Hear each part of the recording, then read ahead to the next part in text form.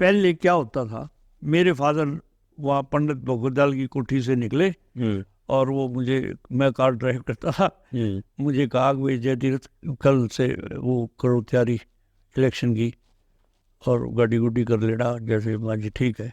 तो मैं अगले दिन हमारे यहाँ सोनीपत में तहसील रोड है, वहाँ पे सारी गाड़ियाँ खड़ी होती थी जब टैक्सी, तो वहाँ वो टैक्सी वाले एक दो जो यार दोस्त थे उनको कहा भी 10 कार कम से कम में चाहिए।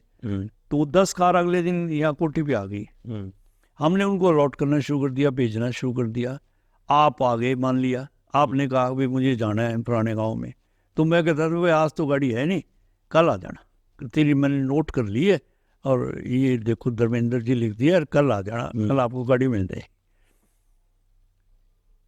अब क्या सिस्टम है, अब ये है कि हमारे हल्के में इतनी गाड़ियां हैं, हर घर में गाड़ी लेके आते हैं, 3-4 को बिठा के लाते हैं और आगे ये कहते हैं कि एक तो मेरी गाड़ी लगा ले दिहाड़ी पे, 1000 रुपए की तो उसकी दिहाड़ी होगी।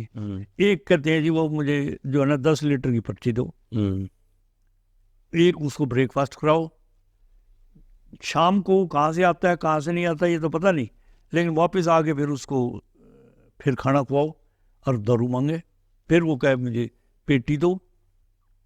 खर्चे बढ़ गए जी, अब ना दें तो मुश्किल।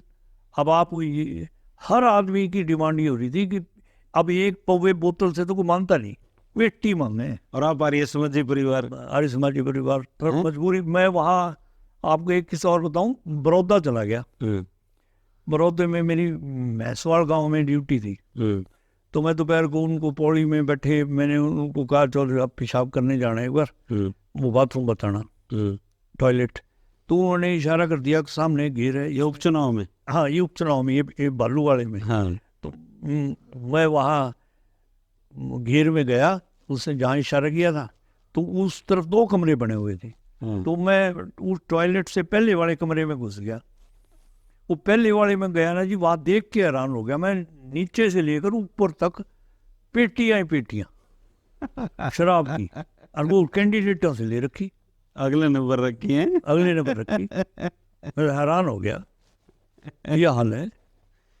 और हमारे इलेक्शन में भी अब ये लाखों रुपया मुफ्त में बर्बाद हो जाता है। और अब हमारे यहाँ तो दिक्कत ये है कि वो ठेकेदार घूमते हैं। दुर्गा कॉलोनी है बड़ मलिक में, स्पोर्ट्स स्कूल के साथ जो चौराहा है ना, अब तो वहाँ फ्लाईओवर बन गया, उसमें ठेकेदार आते हैं जी मेरे हाथ में 150 वोट हैं और इतने पैसे लगेंगे और इतने पेटी लगेंगी, क्या करें, ना दे दो, इलेक्शन कैसे लड़े?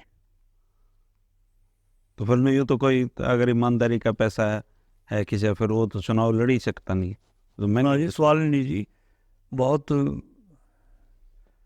अब बहुत मुश्किल है चुनाव लड़ना आज के दिन। तो गरीब आदमी तो सोच ही नहीं सकता, फिर सोच ही नहीं सकता बिल्कुल। ये तो लोकतंत्र वैसे की जो कमियां है ना उनमें है, आती है ये बात कि जो आप डेमोक्रेसी को वो बताते हो साफ प्योर, वो वाली बात नहीं है, बड़ा वो है। अब फिर जो बंदा चुनाव में इतने रुपए खर्चेगा, फिर वो मौका मिलने पे फिर वो कमाएगा भी। ये हमारी बेवकूफ़ी है, अगर कमाया कुछ नहीं, खाली बैठे हैं। आप यकीन नहीं करोगे, मैं अब वकालत करने लग गया इलेक्शन हारने के बाद। तो और हुड्डा साहब यूँ करने लगे, भाई ये तो बात ठीक नहीं कि हुड्डा साहब की राय ये थी कि नहीं या तो पॉलिटिक्स करो, वकालत नहीं, तो हमारी छोड़ देते हैं। फिर वो मैंने फिर सारे जो केस इकट्ठे हुए थे वो ऐसा डिस्पोज ऑफ किए, साथी वकीलों को दे दिए। अब भी मेरा इस 15 आज है 15 तारीख को, इस 15 तारीख को एक मर्डर केस अभी भी अटका हुआ है, 15 तारीख को जाना पड़ेगा। बाकी तो सारे कर दिए तकरीबन, एक आधा रह रहे। इस 24 के बाद तो फिर आपको तय, बाकी फिर जो भगवान के सारे बैठे हैं, पेंशन आ जाती है, वो 2 इलेक्शनों की वो पेंशन मिल रही है।